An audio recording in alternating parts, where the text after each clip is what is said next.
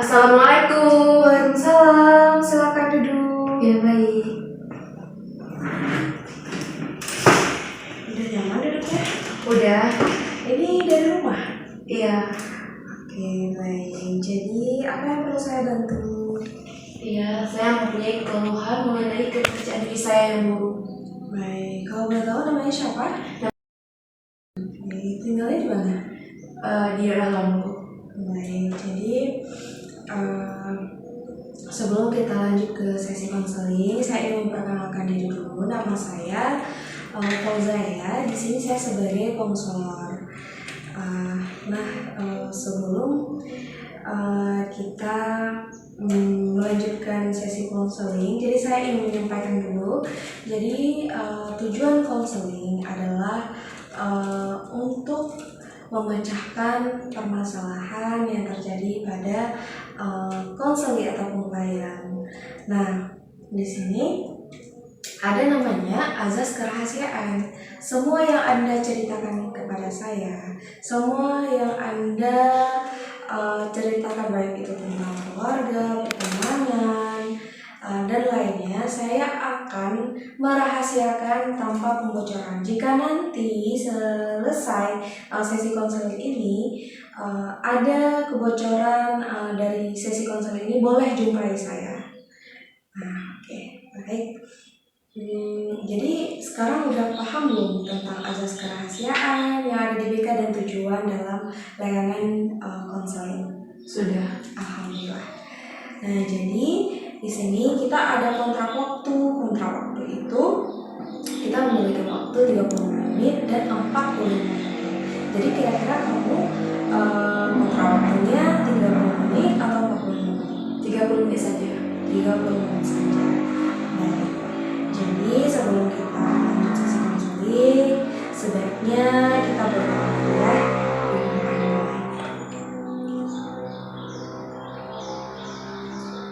Alhamdulillah, semoga sesi konseling kita berjalan dengan lancar. Gimana, udah siap melanjutkan sesi konselingnya? Udah siap. Hidupnya udah aman ya? Ya. Jadi kalau boleh tahu, apa yang menjadi permasalahan Anda tentang kepercayaan diri Anda sendiri? Iya, di saat saya berkomunikasi sama teman-teman, saya sulit menyampaikan ide-ide saya, biar nyambung sama kawan-kawan. Terus pokoknya saya dalam mencocokkan kata-kata itu sulit, kayak gak nyambung. Ya dari penampilan juga kayak saya, apakah dari bentuk tubuh saya nggak tahu. Tapi saya waktu memilih kecocokan sama teman-teman jauh dari apa yang mereka inginkan, dari pemikiran saya. Cara ngobrol sama teman, mereka kurang ngerti apa yang saya maksudkan. Saya merasakan apa yang kamu rasakan. Kamu tenang aja, kita sama-sama menyelesaikan permasalahan yang terjadi pada diri kamu, ya. Nah, jadi Anda merasa tidak percaya diri karena sulit komunikasi, sulit mengekspresikan apa yang Anda rasakan, dan juga tentang insecure ya tentunya. Jadi gini, sebelumnya kalau boleh tahu, teman yang paling dekat dengan Anda itu siapa? Ada. Kalau boleh tahu berapa orang? 1, 2, 3? Ya nggak banyak, satu aja. Satu? Ya. Satu orang. Ketika kamu ngobrol sama teman kamu yang dekat ini, gimana rasanya? Nyaman kah? Atau masih merasa tidak percaya diri, tidak tahu gimana ekspresikan? Misalnya kamu lagi sedih, tapi kamu bingung gitu mengekspresikan rasa sedih kamu ke sahabat kamu sendiri atau ke teman kamu sendiri ini yang paling dekat. Tapi mengenai saya komunikasi sama teman dekat saya, nyambung. Iya. Nggak, kalau nggak nyambung tuh sama teman-teman biasa aja, bukan ke akrab. Gitu ya. Jadi kita harus cari teman di mana kita merasa sefrekuensi. Karena ketika kita merasa sefrekuensi dan kita merasa nyaman dengan pertemanan dengan dia, otomatis kita bisa mengekspresikan apa yang kita rasakan, dan juga kita percaya diri dan tidak takut mengungkapkan apa yang kita rasakan. Misalkan kita ada masalah, kita nggak mau cerita ke siapa-siapa, kita cuma percaya sama dia. Jadi dengan kita percaya sama dia dan kita bisa mengekspresikan perasaan dan juga apa yang kita rasakan.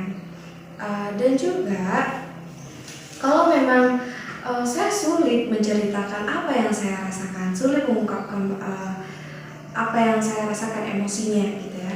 Jadi itu boleh ditulis dalam bentuk jurnal, dimana bikin journaling sehingga kita tahu, oh saya ini lagi sedih, saya ini lagi bahagia.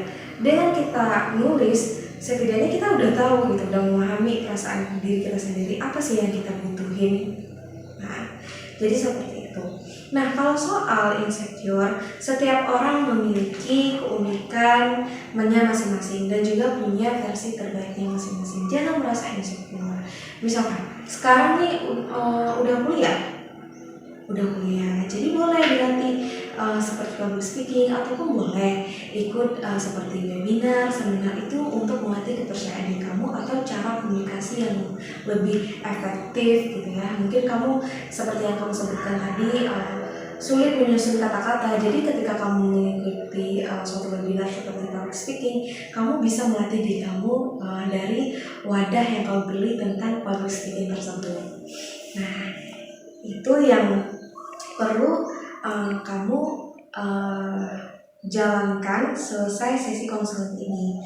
Kamu melatih diri untuk percaya diri, kamu bikin jurnal, sehingga kamu peka terhadap diri kamu, perasaan kamu, emosi yang kamu rasakan.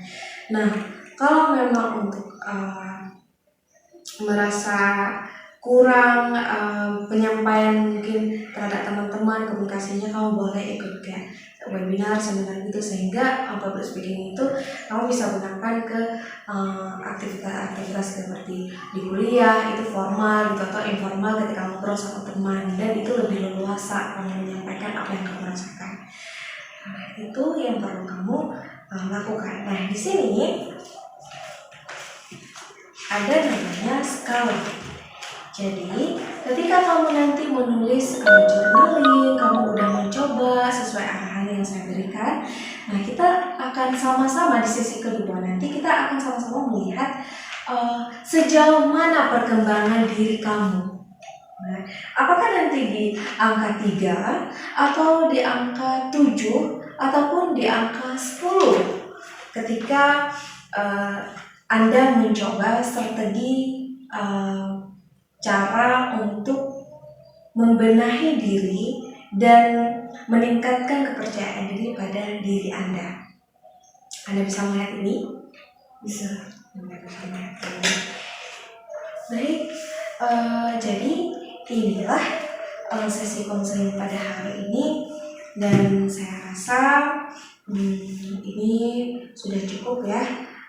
Sudah memasuki waktu 30 menit, dan kita nanti di sesi kedua kita lihat perkembangannya bagaimana. Nah, jadi di sini ada emoticon ya. Anda boleh memilih apa emosi, ekspresi yang Anda rasakan sekarang. Nah, Anda boleh pilih 2 emoticon. Yang pertama sebelum Anda melakukan sesi konseling, yang kedua setelah Anda melakukan sesi konseling. Silakan dipilih 2 saja. Berarti selfie dulu dari sebelum sesi konseling. Iya, betul. Oke. Jadi murung ya, merasa seperti tidak percaya diri dan rasanya sedih. Nah, selesai kita melaksanakan sesi konseling, Anda bagaimana perasaannya? Sudah mulai lega dan bahagia. Anda memilih yang mana? Anda memilih senyum ya, ketawa, dan rasa bahagia, rasa lega gitu ketika Anda menceritakan. Baik, terima kasih sudah menceritakan, sudah jujur apa permasalahan yang Anda alami. Semoga di sesi kedua nanti ada perubahan untuk kepercayaan diri Anda lebih meningkat. Baik, sekarang rasanya sudah lega. Alhamdulillah, saya cukupkan pada sesi konseling ini, dan saya ingin memberitahukan bahwa ruangan BK ini terbuka untuk siapapun. Siapapun yang mau ceritakan tentang keluh kesahnya, tentang kecewa, tentang permasalahan apapun, kami siap membendungi itu semua. Apalagi buat kamu. Kamu sudah menceritakan kepada saya, terima kasih atas kepercayaannya ya. Baik. Oke, baik. Dikarenakan waktu sudah memasuki 30 menit, jadi sesi konseling pada hari ini kita cukupkan. Nanti kita lanjut di minggu yang akan datang jika Anda sudah siap. Baik, terima kasih. Ini mau balik ya? Iya. Oke, baik. Terima kasih. Ya.